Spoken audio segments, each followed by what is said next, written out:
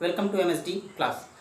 तो आज हम लोग बात करते हैं क्लास 11 चैप्टर की, और चैप्टर यूनिट 2 है हमारा, जिसका नाम है हमारा स्ट्रक्चर ऑफ एटम। इसके प्रीवियस चैप्टर में हम लोगों ने some basic of concept of chemistry के बारे में पढ़ा था। कई उसमें टॉपिक हम लोगों ने पढ़े थे, जिसमें एक टॉपिक था डाल्टन थियरी, और डाल्टन साहब ने यहाँ पे वो बताया था कि एटम को डिवाइड नहीं किया जा सकता। बट 19 के एंड में, या आप कह सकते हैं 20वीं सेंचुरी में, ये देखने को मिला कि नहीं, एटम जो है वो डिविजिबल है और वो कई सब एटॉमिक पार्टिकल्स में बढ़ सकते हैं। बट यहाँ पे हम कई सब एटॉमिक पार्टिकल्स की बात ना करके तीन मेन फंडामेंटल पार्टिकल्स की बात करेंगे, और वो तीन मेन फंडामेंटल पार्टिकल्स हैं इलेक्ट्रॉन, प्रोटॉन एंड न्यूट्रॉन। इस शॉर्ट वीडियो में हम लोग केवल दो बातें करेंगे, discovery of electron, proton and neutron. ठीक है, तो जब ये देखा गया कि सब एटॉमिक पार्टिकल्स में एटम को डिवाइड किया जा सकता है, तो साइंटिस्टों के सामने कई सारी प्रॉब्लम्स भी आई।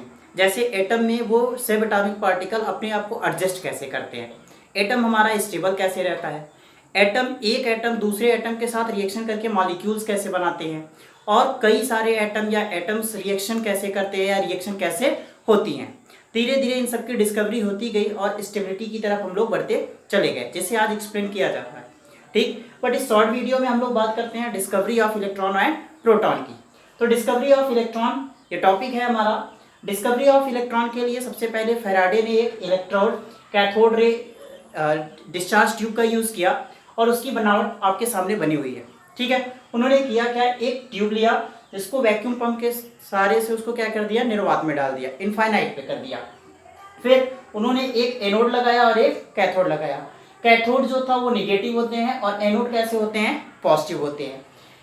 एनोड को इन्होंने क्या कर दिया था, परफोरेटेड कर दिया था, बीच बीच में क्या बना दिया था, छिद्रित बना दिया था। ऐसा क्यों इन्होंने किया, अभी हम लोगों को समझ में आएगा। ठीक है, और उसे फिर एक हाई वोल्टेज करंट से क्या किया गया, जोड़ दिया गया। फिर जब इसमें हम लोग उन्होंने क्या किया, करंट डिस्चार्ज किया।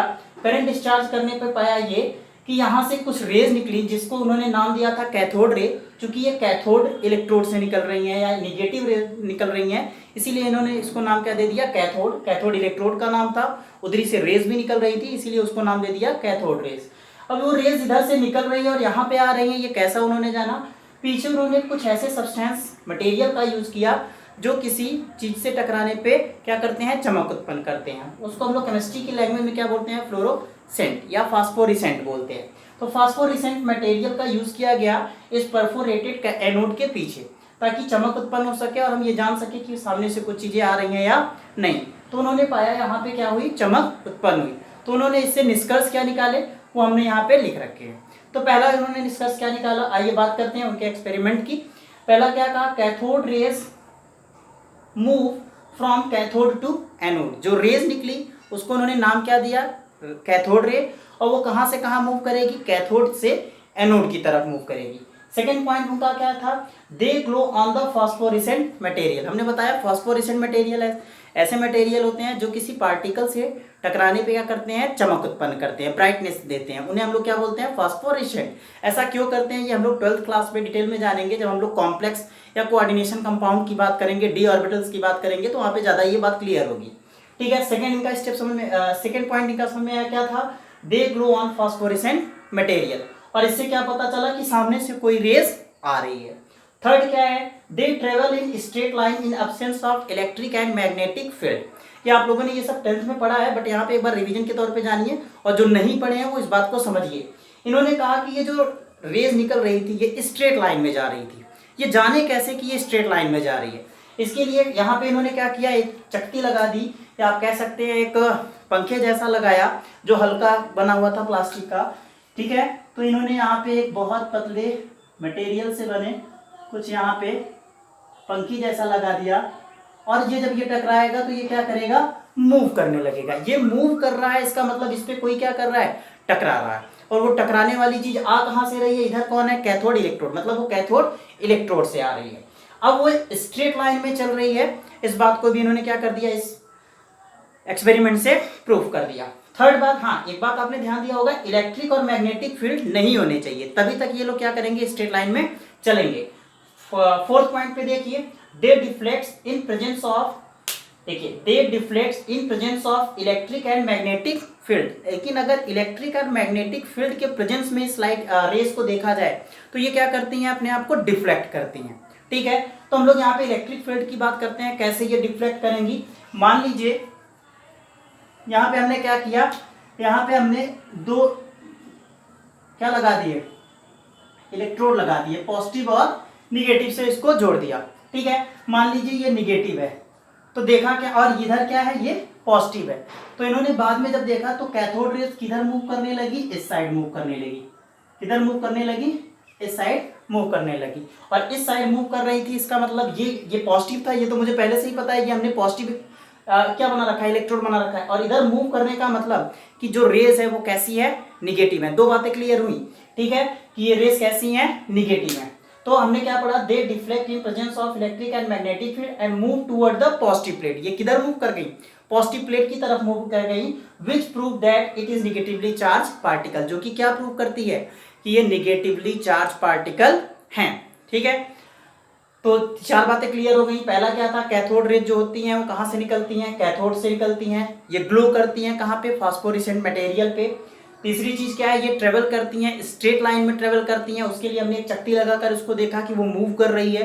ठीक है, लेकिन वहां पे क्या नहीं होना चाहिए, इलेक्ट्रिक एंड मैग्नेटिक फील्ड नहीं होना चाहिए। इलेक्ट्रिक फील्ड के प्रेजेंस में ये किधर मूव कर जाएंगी, पॉजिटिव प्लेट की साइड में ये क्या कर जाती हैं, मूव कर जाती हैं।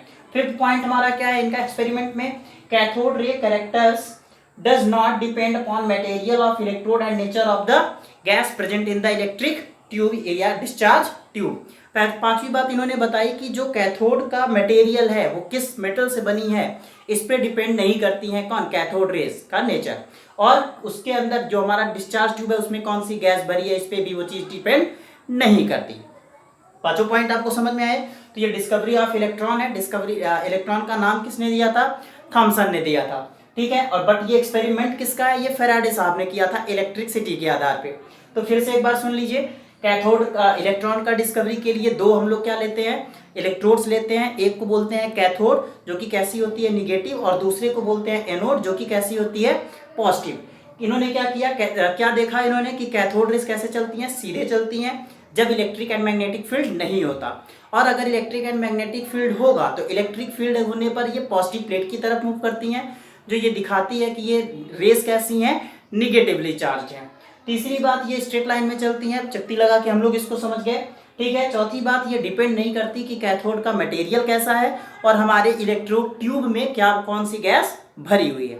ठीक है, कुछ और खास बातें हैं इलेक्ट्रॉन के बारे में जो हमें जाननी चाहिए। जैसे क्या है, charge upon mass ratio of electron. इसको दिया किसने था, जे थॉमसन ने दिया था।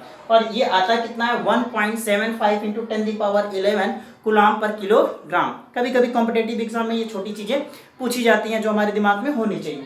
इतनी बातें आपको समझ में आई। ठीक है, आगे हम लोग बढ़ते हैं। क्या चीज है, discovery of proton and neutron.